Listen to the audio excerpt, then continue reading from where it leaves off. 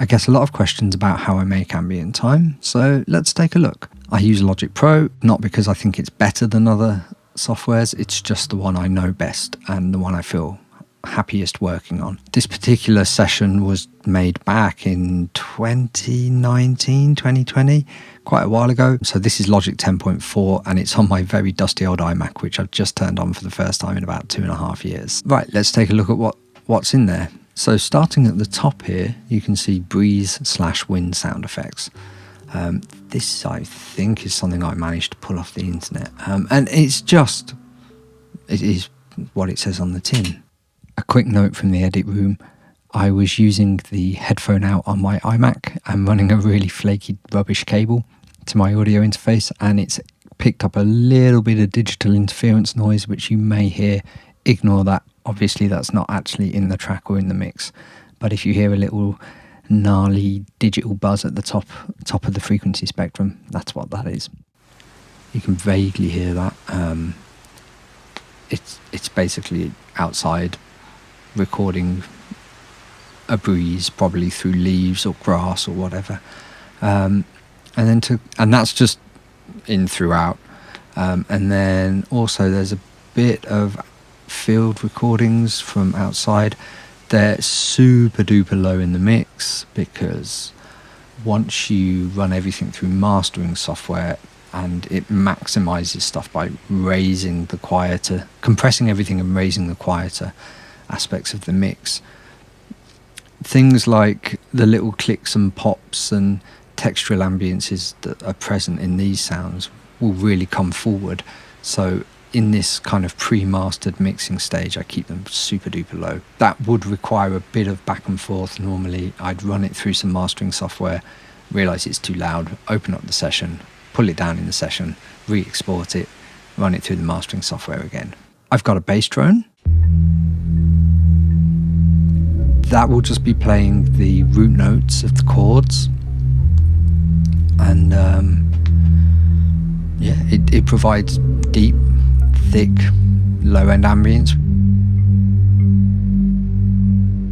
That will be generated off of my Roland Jupiter. It's a Roland Jupiter 50. It's not a fancy vintage one. It's a modern one. But you can make this kind of sound with anything really. It's basically just a filtered off sawtooth. A quick note from the edit regarding that bass patch. Yes, it's a bass drone that could be made with a blend of sawtooth and sine waves. That particular patch also has a random oscillator assigned to a marimba, which gives you that nice random low woody plucked or struck notes, which I consciously would have chosen because that's reminiscent of like wind chimes or some kind of random woodiness like the forestry that we see in Adventure Time. Okay, back to it. Okay, so this is a sound that I think people quite enjoy. I've had quite a few comments about what is that sound, what is that patch, what synth did you use, etc, etc. I think it's a bit of a filtered off square wave generated on my Jupiter 50 with the ADSR envelope set as such to make it behave like a marimba or a xylophone. But yeah, that's all it is. I've doubled it up down here with another patch on my Jupiter 50, which is like a heavily chorused FM piano, sort of Yamaha DX7E type piano. And the two things together sound like that.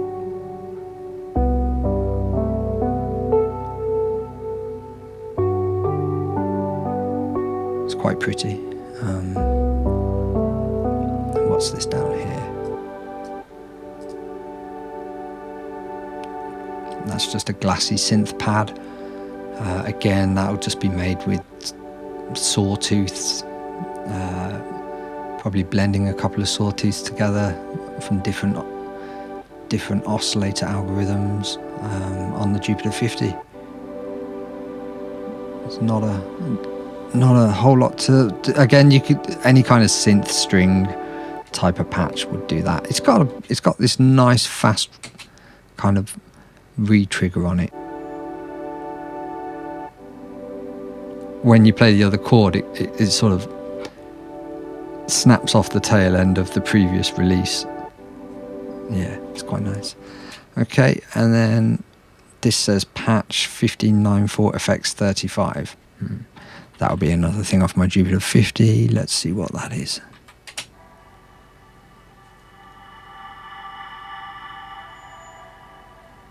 Okay, that's that. That's just some noisy, breathy thing. Down here is the resonator. I do own a resonator. If you don't know what one of those is, it's a type of acoustic guitar, but it's made of metal and uses metal cones. People normally associate them with like blues and slide playing, but in this instance I'm plucking chords. I think I chose a resonator over a regular steel string acoustic because it sounds a bit more lo-fi, it sounds a bit more textured, and I don't know, really, just felt right in the moment, I guess. This piano here, I'll talk more about this in a second, because although it's an audio here, I did generate it on using MIDI, but I converted it to audio because I think the MIDI playback was being a bit janky. This computer's old and rubbish, basically, really underpowered now. There you go. And this piano patch got used a lot on the earlier Ambient Time stuff. It's very warm, it's very nice, and you can get it yourselves because it's a free piano patch. I'll show you what it is. It's this thing up here, Winterfelt Prototype, which I think I got. I think it's either from Labs. No, it won't be from Labs because it would have run in that. I got this from a website called The Piano Book, which is legit free sample instruments that people make and upload and share. It's a real community thing. It's well worth checking out. There are some wonderful sounding instruments on there, and some of those other piano book instruments, because it's not just pianos, there's all sorts of things, but the piano book instruments I used a lot throughout a number of Ambient Time projects. So yeah, by all means go grab it. It's a sweet warm piano. I've run it through scooping out some low end, bit of compression, bit of limiting. Yeah, there you go. Not a big deal. Yeah. So and that's it. Reverb wise, because I think the reverbs are very important on this sort of, well, on all things really. I'm using Valhalla's Vintage Verb. Big fan of Valhalla Vintage Verb. I use it a lot on all sorts of stuff, regardless of genre. It looks like in this instance, I've pulled up a preset that I probably use quite often, because if you didn't know, when I'm not doing ambient stuff, I'm often making things that sound quite 80s, and you know, here we are, 1980s. It's a nice big splashy, roomy, synthetic 80s reverb. So yeah, all in all things considered, that's it. So you see, it's really an exercise in less is more. There's not a huge amount of anything. There's no trickery, there's no gimmicks, there's no particular softwares that make it happen. The synthesizers are just really basic kind of patches based on sawtooths and square waves. There's that one slightly FM sounding one, but again, you can make that with any kind of software, free software, cheap software. You don't need fancy pants kit at all, you know. You just need to be a bit creative with how you use it. One thing I will say is that people get hung up on finding the right synth patch or the right sample instrument. I go the other way around. I will just pretty much dive in and just grab a synth patch that's vaguely sort of in the ballpark of what I want. And then I will compose something that I think plays to that particular synth patch's advantages or strengths. So this, let me see now. When I first came up with this idea, I'd have just had the piano part, right, with the kind of come along with me motif here.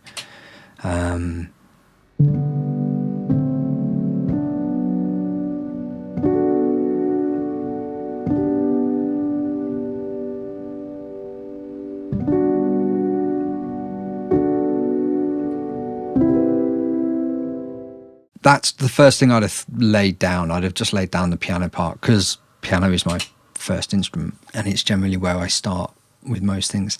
I'd have then thought I need something to kind of build into it, and I'd have wanted something a bit plucky, a bit whatever, to just do a kind of dun dun dun dun dun, like arpeggios up the notes of what I was playing on the piano.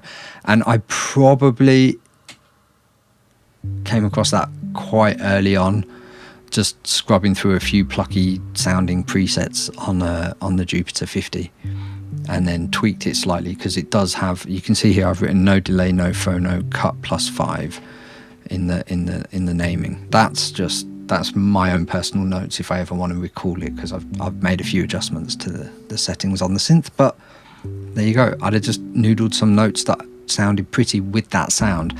Had I found another sound, I'd have probably played something different. Those notes sounded right with that patch. I can take that patch and play different things and it sounds rubbish. It's not about finding the perfect synth patch. It's about taking a synth patch, finding its strengths, finding its best characteristics, and then playing something, composing something that is right for that and makes the most of it. And that makes it sound like a high quality thing, as opposed to just going, oh my gosh, that synth patch sounds amazing, I'm going to play this with it. Well, it sounds amazing in certain registers, but it might not sound good everywhere. And it might only sound nice if you play things slowly, or if you play things down low or up high. And so you've got to use some common sense, basically. Follow your ears. That's honestly really it. I mean, if we could take a quick look at the mixer, there's almost nothing happening. There's a bit of EQ, a bit of compression. On the main mix, I've got a few things to just tidy it up overall. Mono the lowest frequencies, tiny bit of an EQ curve, multiband compression, tape emulation. I do like this thing. This costs about £30 from Waves. It's a very good plugin. It just warms everything up, and when you press play, the wheels turn round. I mean, what's not to like? Oh, and there we go. I'm doing that. Okay, so this is Logic's tape delay. The nice thing about Logic's tape delay is if you set the dry to 0 and the wet to 100, but the delay time to 0, it's like emulating a tape machine. So after going through the nice, fancy, expensive tape machine that kind of locks down the bass and makes it feel more gelled and more refined, I'm then running it through this with a little bit of LFO rate to give it a tiny little bit of a lo-fi characteristic. But I mean, you know, that's like adding salt and pepper on a meal that's already made. It's honestly, it's not by any means essential or fundamental to what's going on. Fundamentally, the most important thing is the composition and the arrangement. We've got a lot of small little things just slowly adding up to make a pretty picture overall. So that's it. I mean, I hope this isn't disappointing or underwhelming. I hope it's encouraging. The people that ask me how I make it inevitably are aspiring music makers or already make music themselves, and hopefully you can see from this that it's about the ideas more than it is any kind of production trickery, and exercise in less is more. Lots of little things added together to make a nice picture. And you don't need flashy technology, you don't need lots of amazing expensive software or hardware. Yes, I'm using a Jupiter 50, which cost a lot of money when I bought it, but that's because I'm getting old and I still like to have physical keyboards with buttons and knobs to push. That you don't need a Roland GPO 50 to make this. You could make this with the stock Logic plugins, quite honestly, and then go over to Piano Book and grab yourself a few really nice free pianos that sound all warm and cozy. And yeah, there you go. That's kind of it. If you want me to take a peek at other ones, let me know. But you know, it will be much of the same, really. It'll be 4 or 5 instruments, a couple of atmospheric ambiences, and that's that. Any questions, hit me up in the comments. Do the YouTube thing. All right, catch you later. Stay adventurous.